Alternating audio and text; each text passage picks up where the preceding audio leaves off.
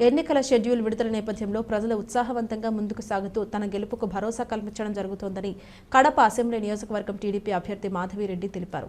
మాధవిరెడ్డి తన ఎన్నికల ప్రచారంలో భాగంగా కడప నగర పరిధిలోని శ్రీనగర్ కాలనీలో పర్యటించారు. తొలుత ఆమె కాలనీలోని ఇంటింటికి తిరుగుతూ ప్రజలను కలుసుకుని తన గెలుపుకు తోడ్పాటు అందించాలని కోరారు. ఎన్నికల నగర మోగింది. అలాగనే కడప నగరంలో కూడా ఒక ఉత్సాహం కూడా మొదలైంది. ఈరోజు శ్రీనగర్ కాలనీలో ఈరోజు నాయుడన్న ఆహ్వానం మేరకు అలాగనే తుంగారమణన్న ఆహ్వానం మేరకు ఇలా రావడం జరిగింది.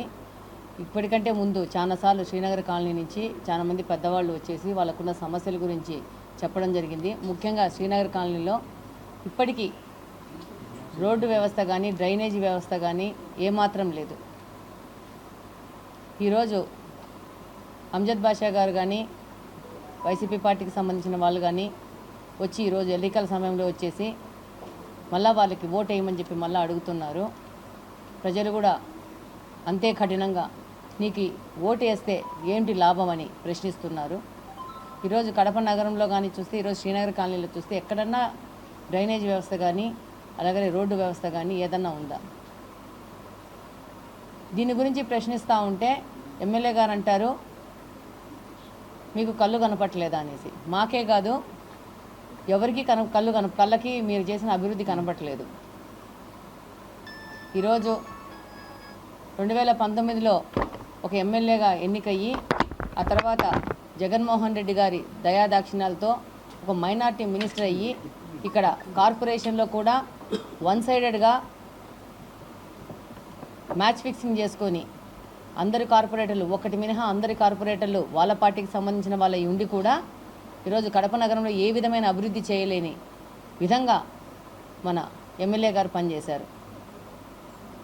మీరు ఎన్ని లైవ్లు చూపించినా, ఎన్ని పోస్టర్స్ చించినా, ఎన్ని బ్యానర్లు చించినా కానీ తెలుగుదేశం పార్టీ తరపు నుంచి ప్రజల మనసుల్లోకి వెళ్ళిపోయినాను.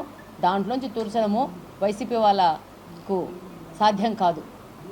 అలాగనే రేపు ప్రభుత్వంలోకి వచ్చి ఇక్కడ గెలిచి ఈ యొక్క సమస్యలన్నింటినీ క్షుణ్ణంగా పరిశీలించి వీళ్ళ సమస్యకు పరిష్కార దిశగా నీలాగా నిద్రపోయేసి 4.5 సంవత్సరం నిద్రపోయేసి ఎన్నికలకు 6 నెలల ముందు లేసేసి హడావిడిగా ఎట్లా పడితే అట్లా కూల్చివెత్తలు కూల్చేసి చేయడం కాదు పని. ఎన్నికైన మరుక్షణం నుంచి ఇక్కడ యొక్క మౌలిక వసతుల కల్పన దిశగా పనులు చేయడం మొదలు పెడతాము, కష్టపడడం మొదలు పెడతాము. ఈరోజు కడప నగరంలో ముఖ్యంగా డ్రైనేజీ వ్యవస్థ కానీ, రోడ్డు వ్యవస్థ కానీ, శాంతి భద్రతల సమస్య కానీ, అంతకంటే ముఖ్యంగా మాదక ద్రవ్యాలు, గాంజా, నషా వంటి వాటి మీద కూడా పోరాటం చేయాల్సిన అవసరం ఉంది. ఈరోజు నేను మొన్నటి వరకు చెప్తూ ఉన్నాను, దాదాపు 10-15 డివిజన్లో ముస్లిం మైనారిటీ ఎక్కువ ఉన్న డివిజన్లో ఈ గాంజాను ఎక్కువ చొప్పించారంటున్నారు. కానీ ఈ ఇప్పుడు ఎర్రముక్కపల్లి ఇటు సైడ్ కూడా 10 గంటల తర్వాత మహిళలు నడవలేని పరిస్థితిలో గాంజాని కడప నగరంలోకి తీసుకొచ్చిన ఘనత ఈ అధికార పార్టీ వాళ్ళది. గాంజా సప్లై చేస్తున్న వాళ్ళకి, గాంజా పెడ్లర్స్కి సపోర్ట్ చేస్తున్నారు. ఏదన్నా ఎవరన్నా కంప్లైంట్ ఇచ్చి అరెస్ట్ చేస్తే అర్ధ గంటలో ఎమ్మెల్యే గారి తమ్ముడు వాళ్ళని విడిపించుకొని పోలీస్ స్టేషన్ వెళ్ళిపోతున్న సందర్భాలు ఎన్నో ఉన్నాయి. ఎందుకు భయం ఉంటుంది?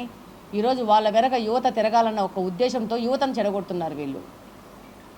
గాంజాకు అలవాటు చేసేసి యువతను వాళ్ళ వెనక తిప్పుకుంటూ వాళ్ళ ద్వారా ఆ పిల్లలు తెలిసి తెలియని వయసులో వాళ్ళు నేరాలు చేస్తున్నారు, హత్యలు చేయడం వంటి పెద్ద పెద్ద దానికి వెళ్తున్నారు. వీరికి అంతటి కారణం ఏంటంటే వీళ్ళకి అధికార దాహం. అధికారంలో ఉండాలా, ప్రజలను మభ్యపట్టుకొని వాళ్ళ వెనక తిప్పుకోవాలనే ఒక ఆలోచనతో సొసైటీ పాడైపోతుంది అని ఈరోజు పెద్ద పెద్ద ఫ్యామిలీలోకి వెళ్తే కూడా ఆడోళ్ళు ఏడుస్తున్నారు, గాంజా వల్ల వాళ్ళ పిల్లలు ఎట్లా పాడైపోతున్నారని చెప్పేసి. ముఖ్యంగా దీని మీద కూడా పోరాటం జరుగుతుంది. దీన్ని ఎరాడికేట్ చేసే విధంగా జరుగుతుంది. ఒకవేళ పోలీసు వాళ్ళకి కంప్లైంట్ ఇస్తే కూడా పోలీసు వాళ్ళు రానేని గాంజాని కంట్రోల్ చేయలేని పరిస్థితిలో, కాలనీలోకి పోలేని పరిస్థితిలో ఉన్నారంటున్నారు. ఒకవేళ కంప్లైంట్ చేసినాక ఈ గాంజాకు సంబంధించిన గ్యాంగులు ఆ ఇండ్ల మీద దాడి చేస్తున్నారంటున్నారు. దీని అన్నిటి మీద పోరాటం జరుగుతుంది. ఈ విధంగానే పనిచేస్తాము. ఈ యొక్క కడప నగరానికి మౌలిక వసతుల కల్పన దిశగా శాంతియుతమైన నగరంగా, క్లీన్ అండ్ గ్రీన్ పట్టణంగా తయారు చేయడమే మా లక్ష్యము. అలాగనే ఇక్కడ ఏ విధమైన వ్యవస్థలు విపరీతంగా అంటే ఇప్పుడు ఒక కార్పొరేటర్ కానీ ఒక చిన్న ఇల్లు కట్టుకోవాలంటే ఆయనకు ఏదన్నా కప్పం కడితే కానీ పర్మిషన్ ఇవ్వలేని స్థితిలో ఉంది. ఇలాంటివన్నిటి మీద దృష్టి సారించి ఇవన్నీ లేకుండా ప్రశాంతంగా నగరు ఉండే విధంగా ఒక అప్లిఫ్ట్ చేసే విధంగా పనిచేస్తామని తెలియజేస్తున్నాం. Thank you. ఈరోజు మాధవక్క ప్రచారంలో మేము కూడా పాల్గొన్నాము. కడప వరకు రెడ్డప్ప గారి మాధవక్క టికెట్ అనౌన్స్ చేసినప్పటి నుంచి ఇప్పటి వరకు అనునిత్యం ప్రజలతో మమేకమై చాలా చురుగ్గా అందరినీ గడప గడప దొరికి ప్రచారం చేస్తూ ఉంది. దాదాపుగా ఎన్ని సంవత్సరాల నుంచో కడపలో తెలుగుదేశం పార్టీకి ప్రాతినిధ్యం లేదు. కానీ ఇప్పుడు రెడ్డప్ప గారి మాధవ్ ఇన్ఛార్జిగా ప్రకటించి ఆమె ప్రజల్లోకి పోయిన తీరు చూసి ప్రజలందరూ కూడా ఆమెకు బ్రహ్మరథం పడుతున్నారు. ఖచ్చితంగా వచ్చే ఎన్నికల్లో తెలుగుదేశం పార్టీ ఇక్కడ ఖచ్చితమైన ఘన విజయం సాధిస్తుంది. అందులో ఏమాత్రం సందేహం లేదు. దానికి తోడు కడప హెడ్ క్వార్టర్లో ఒక విధంగా ఈ బుద్ధుడికి కూడా ఇప్పుడు ఇక్కడ మీరు కూడా చూశారు, రెడ్డి కాలనీ ఎక్కడ చూసినా ఇంతవరకు రోడ్లు లేవు. మొత్తం ఇన్ఫా అంతా ఏమాత్రమో మౌలిక వసతుల్లో అభివృద్ధి జరగలే. ఇప్పుడు అక్క పోతుంటే కూడా ఇంటింటి దగ్గర కూడా మాకు మీరు ఎట్లా గవర్నమెంట్ వస్తానే రోడ్ వేయండి అని చెప్పి అడుగుతూ ఉన్నారు. మరి ఇది చాలా దురదృష్టకరం.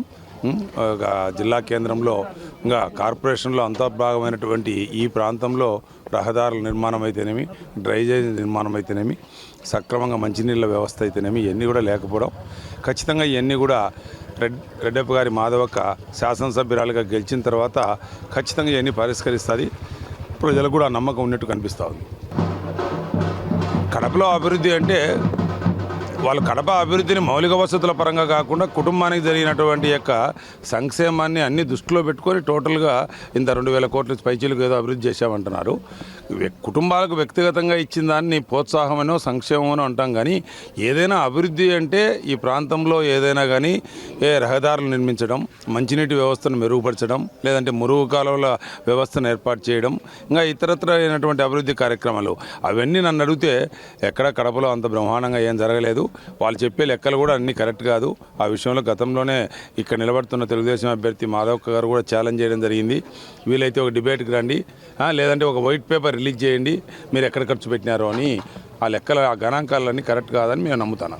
శర్మిలమ్మ Congress party chief, Congress party తరఫున ప్రచారం చేస్తూ ఉంది.